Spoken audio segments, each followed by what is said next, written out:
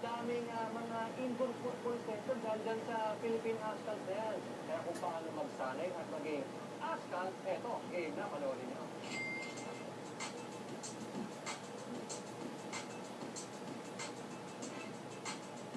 Kung fan kayo ng asphalt at nais yung maging kasing galing ni Fields at James yung husband pero ayaw nyo madumihan o kaya maputikan dahil tagulan, eto ang bagay sa inyo.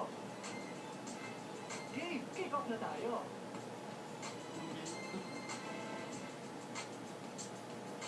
Last September 8, exactly 3 weeks ago, nabuksan ang isang one-stop shop para sa mga football fanatics.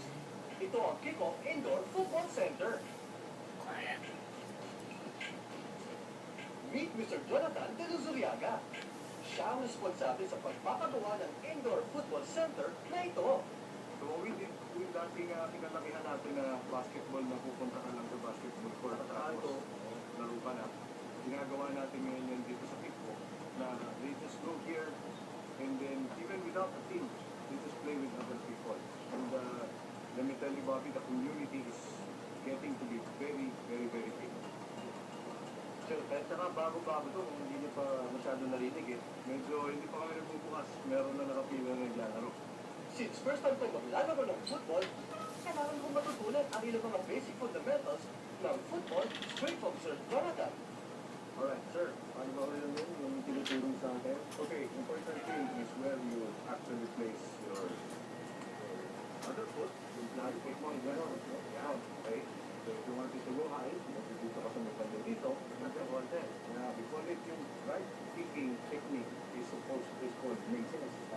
Laces, tumama doon sa laces ng shoes mo. Yun, ganun kadali. Basta laces. Dapat tumama sa laces. So, sila nga. Tingnan nga natin, Bobby.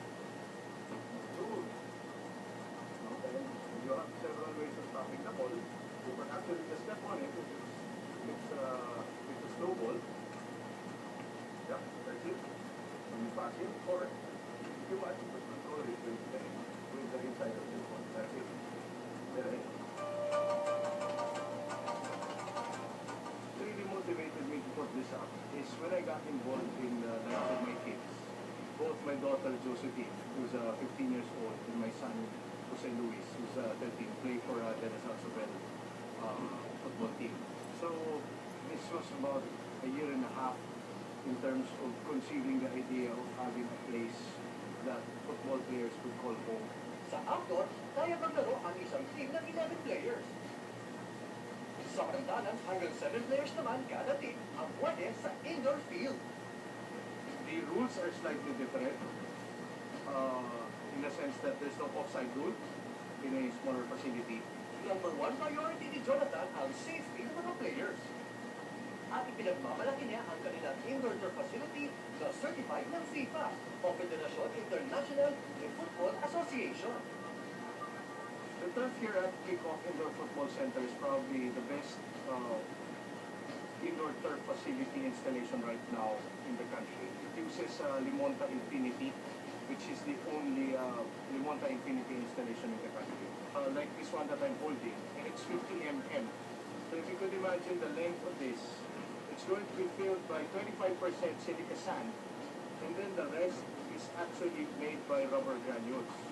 So if you look at the installed turf here, you will only see the edge, which means that you've got so much rubber and silica sand inside that when you fall, it feels like you're falling into a cushion. Isa si Jonathan sa maraming natutuwa sa kinaiinatan ng Philippine football team tulad ng Ascals. At naniniwala siya na malayo ang mararating ng Pilipinas dahil sa football, hindi nasusukat sa tangkad ang labanan. Open from Mondays to Sundays ang Kickoff Indoor Football Center. Lahat ng football enthusiast siguradong mag-e-enjoy sa paglalaro dito.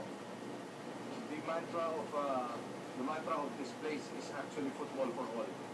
So we welcome everyone, the professionals, the semi-professionals, the has-beens, the newbies, even the kids. No?